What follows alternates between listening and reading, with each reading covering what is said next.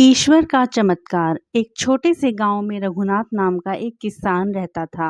वह बहुत गरीब था, लेकिन उसकी सबसे बड़ी दौलत उसका ईश्वर पर अटूट विश्वास था। उसके परिवार में उसकी पत्नी सीता और एक बेटा मोहन था।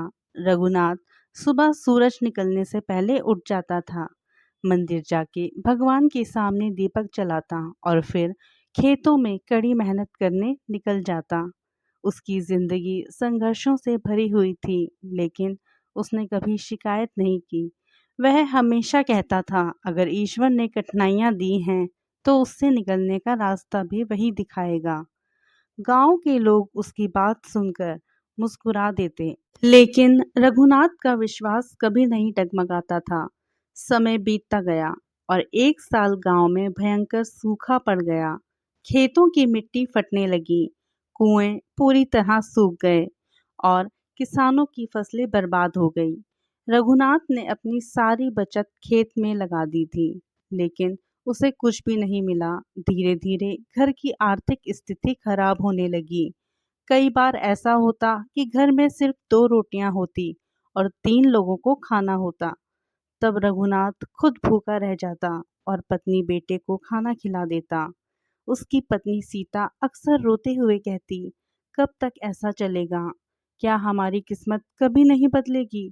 रघुनाथ उसे समझाता, अंधेरी रात चाहे कितनी भी लंबी हो, सुबह जरूर आती है, बस धैर्य रखना होता है।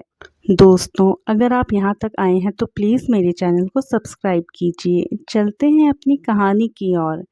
एक दिन हालात इतने खराब हो गए कि रघुनाथ ने शहर जाकर काम ढूंढने का फैसला किया। उसकी पत्नी ने बड़ी मुश्किल से आटे की 2 रोटियां बनाई और कपड़ों में बांधकर उसे दे दी।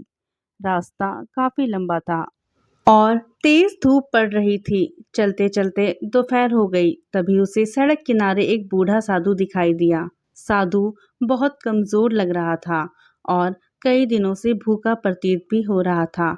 उसने कांपती आवाज में कहा, बेटा, अगर कुछ खाने को हो तो दे दो। रघुनाथ के पास सिर्फ वही 2 रोटियां थी, लेकिन उसने बिना हिचकिचाए दोनों रोटियां साधु को दे दी। साधु ने आश्चर्य से पूछा, और तुम क्या खाओगे? रघुनाथ मुस्कुराकर बोला, जिस ईश्वर ने मुझे आज तक संभाला है वह आगे भी संभाल लेगा। साधु की आंखों में चमक आ गई। उन्होंने आशीर्वाद देते हुए रघु से कहा, तुम्हारा विश्वास और दया कभी व्यर्थ नहीं जाएगी। शहर पहुंचकर रघुनाथ ने पूरे दिन काम की तलाश की, लेकिन कहीं भी सफलता नहीं मिली। थका हारा और निराश होकर वह शाम को वापस गांव लौटने लगा। रास्ते में उसकी नज़र एक पुराने चमड़े के बैग पर पड़ी।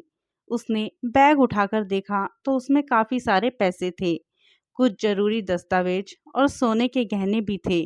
एक पल के लिए उसके मन में विचार आया कि यदि वह यह बैग रख ले तो उसके परिवार की सारी परेशानियां पूरी तरह से खत्म हो सकती हैं। लेकिन अगले ही क्षण उसे अपने पिता की सीख याद आई, मुश्किल समय में भी ईमानदारी मत छोड़ना। उसने बैग के अंदर रखे कागजों से मालिक का पता ढूंढा और उसे लौटाने निकल पड़ा। काफी खोजबीन के बाद वह बैग के मालिक तक आखिर पहुंच ही गया। वह एक बड़ा व्यापारी था जो बैग खो जाने के कारण बेहद परेशान था। बैग देखकर उसकी खुशी का ठिकाना ही नहीं रहा। उसने कहा, मैंने उम्मीद छोड़ दी थी कि यह बैग मुझे वापस मिलेगा। तुम चाहो तो इसमें से कुछ पैसे रख सकते थे, लेकिन तुमने ऐसा नहीं किया। रघुनाथ ने विनम्रता से जवाब दिया, ईमानदारी बेचकर मिलने वाली खुशी ज्यादा दिन नहीं टिकती।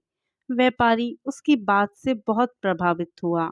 उसने रघुनाथ को इनाम देना चाहा, लेकिन रघुनाथ ने इनाम लेने से साफ मना कर दिया। तब व्यापारी ने उसे अपनी कंपनी में अस्थायी नौकरी की पेशकश कर दी और रहने के लिए एक छोटा मकान भी दिलवा दिया। कुछ ही महीनों में रघुनाथ की जिंदगी बदलने लगी। घर में खुशियां लौट आई। उसका बेटा अच्छे स्कूल में पढ़ने लगा और पत्नी के चेहरे पर फिर से मुस्कान आ गई। लेकिन रघुनाथ ने कभी घमंड नहीं किया। वह आज भी हर सुबह मंदिर जाता और भगवान का धन्यवाद करता। एक दिन बाजार में उसे वही बूढ़ा साधु फिर दिखाई दिया। रघुनाथ तुरंत उनके चरणों में झुक गया और रघुनाथ ने बाबा से बोला, बाबा, आपका आशीर्वाद सच हो गया, मेरी जिंदगी पूरी तरह बदल गई। साधु मुस्कुराए और बोले, बेटा, यह कोई जादू नहीं था, यह तुम्हारे विश्वास, दया और ईमानदारी का फल था। ईश्वर चमत्कार करता है, लेकिन वह चमत्कार अपने अच्छे कर्मों के रास्ते में आता है। साधु की बात सुन के रघुनाथ की आंखें नम हो गई। उसे समझ आ गया कि ईश्वर का चमत्कार हमेशा किसी अलौकिक घटना के रूप में नहीं होता। कभी वह किसी भूखे इंसान की मदद करने में छिपा होता है, कभी ईमानदारी से लिया गया फैसला बनकर सामने आता है, और कभी किसी अनजान अवसर के रूप में हमारी जिंदगी बदल देता है। उस दिन से रघुनाथ गांव के लोगों को भी यही सीख देने लगा कि मुश्किल समय में विश्वास और अच्छे कर्म कभी नहीं छोड़ने चाहिए। कहानी से सीख।